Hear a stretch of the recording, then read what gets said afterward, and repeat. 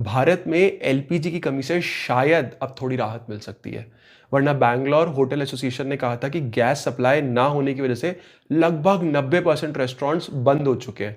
मुंबई और चेन्नई में भी कमर्शियल गैस की सप्लाई लगभग खत्म होने की स्थिति में है और इसकी असली वजह है स्ट्रेट ऑफ हॉर्मोज जो कि बंद पड़ा था ईरान और यूएस के वॉर की वजह से।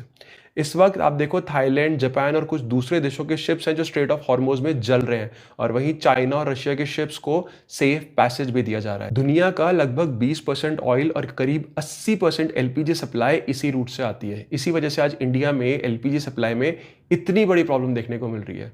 अभी हाल ही में एक थाई कार्गो वेसल पर प्रोजेक्टाइल से अटैक हुआ जिससे उसमें आग लग गई।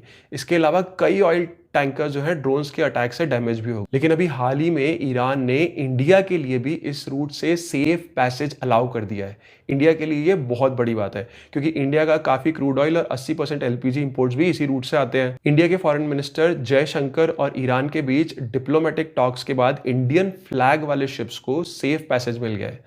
अब भले ही ईरान को भी ऑयल बेचना है वॉर को फंड करने के लिए, लेकिन ये इंडिया के लिए भी बहुत बड़ी डिप्लोमेटिक विक्ट्री है क्योंकि अगर ये रूट पूरी तरह ब्लॉक हो जाता तो इंडिया में एलपीजी सप्लाई की कमी का असर हम सब लोग ऑलरेडी देख रहे हैं। इससे जस्ट पहले यूनाइटेड स्टेट्स ने कहा कि इंडिया को रशिया से ऑयल खरीदने की परमिशन हम लोगों ने दे दी है और इंडिया जाके अब रशिया से ऑयल खरीद सकता है 1 महीने के लिए।